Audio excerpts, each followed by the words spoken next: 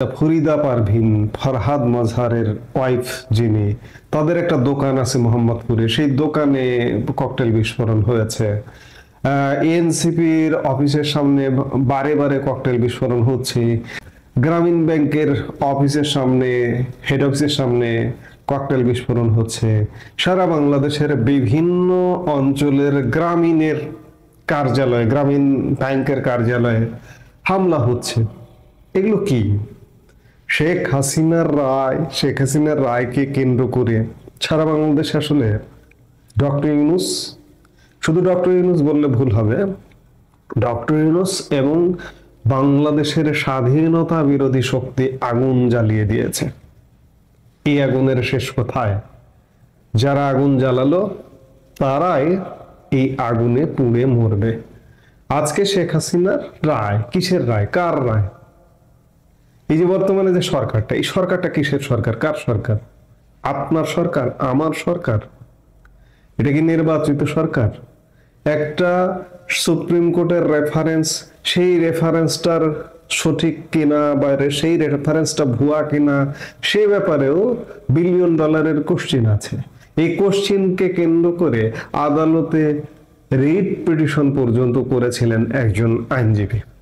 সেটি খারিজ করে দেওয়া হয়েছে স্বাভাবিকভাবে, যেহেতু অবৈধভাবে দখল করা সবকিছু, আদালত, আইন সবকিছু, কাজেই খারিজ করে দেবে, এটি স্বাভাবিক। যে সরকারটি বৈধ কিনা এই প্রশ্নটা আছে, সেই সরকারের ট্রাইব্যুনাল, আন্তর্জাতিক অপরাধ ট্রাইব্যুনাল, সেটি কিভাবে বৈধ হয়? এবং সেটির জন্ম তো এই কারণে নয়, আজকে শেখ হাসিনার বিচার করা হচ্ছে। এটা 1971 সালের যুদ্ধ অপরাধী কিংবা মানবতা বিরোধী অপরাধীদের বিচার করবার জন্য এই ট্রাইব্যুনালটা। সেই ট্রাইব্যুনালটাকে নিজেদের মতো প্রতি সপ্তাহে সপ্তাহে আইন সংশোধন করে নিজেদের মতো গড়ে তুলে সেই ট্রাইব্যুনালে সাজানো গোছানো একটা রায় দেওয়া হচ্ছে। তাতে কি যায় আসে? এবং এই রায় কারা দিচ্ছে? এখানে বিচারক কারা? সব জামাতি। এই ট্রাইব্যুনালে কিন্তু জামাতের নেতাদের ফাঁসিতে ঝোলানো হয়েছিল, রায় দিয়ে ফাঁসিতে ঝোলানো হয়েছিল। এই ট্রাইব্যুনালটা পুরো ঘুরে গেছে।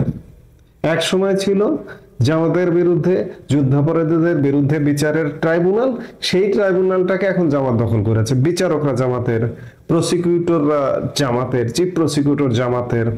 এই ট্রাইব্যুনালের সাথে যারা যুক্ত আছে তারা সবাই জামাতের। ইউনূস এক প্রকার বলা যায় যে এই ট্রাইব্যুনালটাকে জামাতের কাছে দিয়ে দিয়েছে, জামাতের একটা দলীয় আদালত হিসেবে দিয়ে দিয়েছে। সেই আদালত শেখ হাসিনার রায় ঘোষণা করবে। আমরা যে মুহূর্তে কথা বলছি সেই মুহূর্তে হয়তো রায় ঘোষণা শুরু হয়ে গেছে, বা ভিডিওটা যখন প্রচার হচ্ছে তখন রায় ঘোষণা চলছে। এই রায় নিয়ে এত আগ্রহের কি আছে? এই রায় তো জানাই আছে যে এই রায়টা কি হবে। এই রায় শেখ হাসিনার একটা সাজানো ফাঁসি দেবে, তাতে কি যায় আসে? যে সরকারটাই বৈধ নয়, যে আদালতটাই বৈধ নয়, যে আদালত রায় দেবে, সেই আদালতের রায়টা বৈধ হয় কিভাবে? প্রশ্নই আসে না। আসলে এদের মরণের পুরোপুরি পাখা গজিয়ে গেছে। আমি গতকালকে সোশ্যাল মিডিয়ায়, ফেসবুকে একটা স্ট্যাটাস দিয়েছিলাম যে কতই না আরামে ছিলেন তারা। আওয়ামী লীগ ক্ষমতাকালে আওয়ামী লীগের গোষ্ঠী উদ্ধার করেও কেউ সুদের ব্যবসা করেছেন, কেউ বিভিন্ন পণ্যের ব্যবসা করেছেন। যেমন এই যে ফরিদা আক্তার, তার একটা দোকান আছে, দোকানে পণ্য বিক্রি করেন। ডক্টর ইউনূস গ্রামীণ ব্যাংকের মাধ্যমে সুদের ব্যবসা করেন। আবার পরিবেশ নিয়ে ব্যবসা করেন, বিদেশি ফান্ড টান্ড এনে, এই যে সৈয়দা রিজওয়ানা হাসানরা, কিংবা বিভিন্ন এনজিও বিভিন্ন ব্যবসা করেন। এই ব্যবসাগুলো কত আরামে আওয়ামী লীগের একদিকে 14 গোষ্ঠী উদ্ধার করেছে আওয়ামী লীগ ক্ষমতাকালে, আর একদিকে আওয়ামী লীগের গোষ্ঠী উদ্ধার করেও তারা আরামে ব্যবসা বাণিজ্য ফুলে ফেপে উঠেছেন।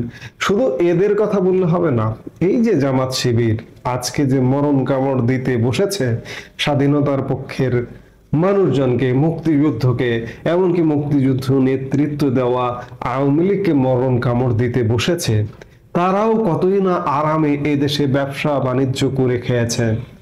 ছাত্রলীগ আওয়ামী লীগের লুঙ্গির তলে ঢুকে পড়েছে, আওয়ামী লীগ সেজেছে, ওয়েস্ট কোট পরে, মুজিব কোট আমরা যেটাকে বলি, সেই মুজিব কোট পরে জামাতের লোকজন আওয়ামী লীগ সেজে, শিবিরের লোকজন আওয়ামী লীগ সেজে বসে থেকেছে।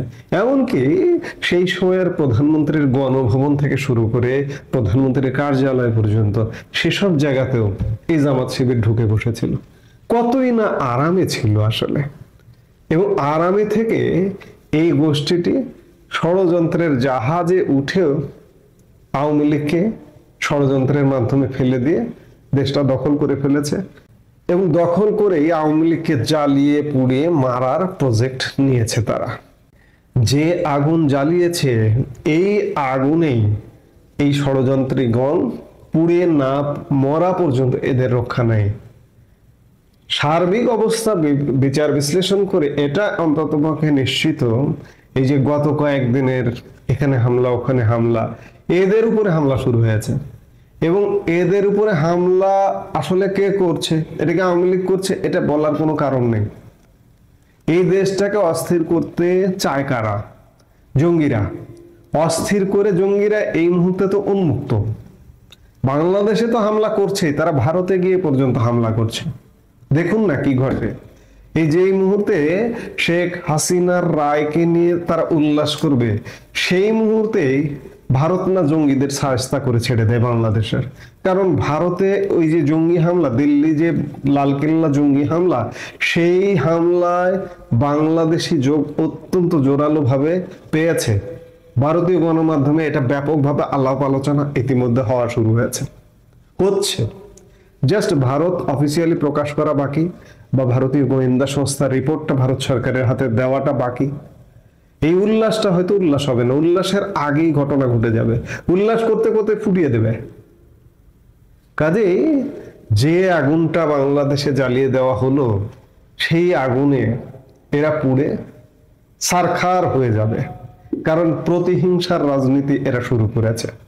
আমি বললাম যে আওয়ামী লীগের 14 গোষ্ঠী উদ্ধার হয়ে গেছে, উদ্ধার করা হয়েছিল, আবার ষড়যন্ত্রে সামিল হয়েছিল। আওয়ামী লীগ আসলে কিচ্ছু বলেনি, তবে আওয়ামী লীগ মনে হয় শিখলো যে কিভাবে দানব হতে হয়, কিভাবে দমন করতে হয়, ব্যবসা বাণিজ্য সব বন্ধ করে দিতে হয়। আওয়ামী লীগের যেমন ব্যবসা বাণিজ্য জীবন জীবিকা বন্ধ করে দিয়েছে, এগুলো কিভাবে বন্ধ করে দিতে হয়। এই যে ষড়যন্ত্রকারী এনজিও ব্যবসায়ীরা, সুদ ব্যবসায়ী, পরিবেশ ব্যবসায়ী, কিংবা এই যে জামাত শিবিরের বিভিন্ন ব্যবসায়ী গ্রুপ, বিভিন্ন প্রতিষ্ঠান, এগুলো যে আওয়ামী লীগের আমলেও কি আরামে চলেছে, আওয়ামী লীগকে মনে হয় শিখিয়ে দিল। কারণ আওয়ামী লীগ আসবেই, আওয়ামী লীগ ফিরবেই। আওয়ামী লীগকে কেউ যদি দাবিয়ে রাখতে চায়, এটা পারবে না আসলে। কদিন আগেও যারা বলছিল যে আওয়ামী লীগ শেষ, আওয়ামী লীগ আসবে না, কিন্তু না, আওয়ামী লীগ আসছে। খুব বড় ধরনের ধেয়ে আসছে, খুব বড় ধরনের সাউন্ড পাওয়া যাচ্ছে। আমি কানে সাউন্ড পাই, আমার কান আছে হয়তো, আমি সাউন্ড পাই। আপনার কান নেই, আপনি সাউন্ড পান না, এটা আপনার ব্যাপার। কাজেই আওয়ামী লীগ আসলে কি পরিণতি হবে? আবার কি লুঙ্গির তলায় এরা ঢুকবে আওয়ামী লীগের, ছাত্রলীগের? আমার মনে হয় না এবার এটা সম্ভব হবে। কারণ এবার এই যে গত 16 মাস যাবত তৃণমূলের সাধারণ মানুষ, নেতা কর্মী যেভাবে ভুগছে, কেউ যদি কোনো এমপি মন্ত্রী বা নেতার তলায় গিয়ে ঢোকে, কোনো জামাত শিবির বা এই জঙ্গিরা বা এই যে ব্যবসায়ীরা যারা দেশটাকে দখল করেছে, তারা যদি ঢুকতে চায়, তাদের মনে হয় তৃণমূলের কর্মীরাই সাইজ করে দেবে। কাজেই এই যে শেখ হাসিনার রায়, এই রায়ের আগুনটা যে জ্বালানো হলো, এই আগুনে ইউনূস এবং তার সঙ্গী সাথীরা, রাজনৈতিক দল জামাত, বিএনপি বা অন্যান্য যারা আছে, তারাই জ্বলে পুড়ে মরে ছারখার হয়ে যাবে। পরিস্থিতি কিন্তু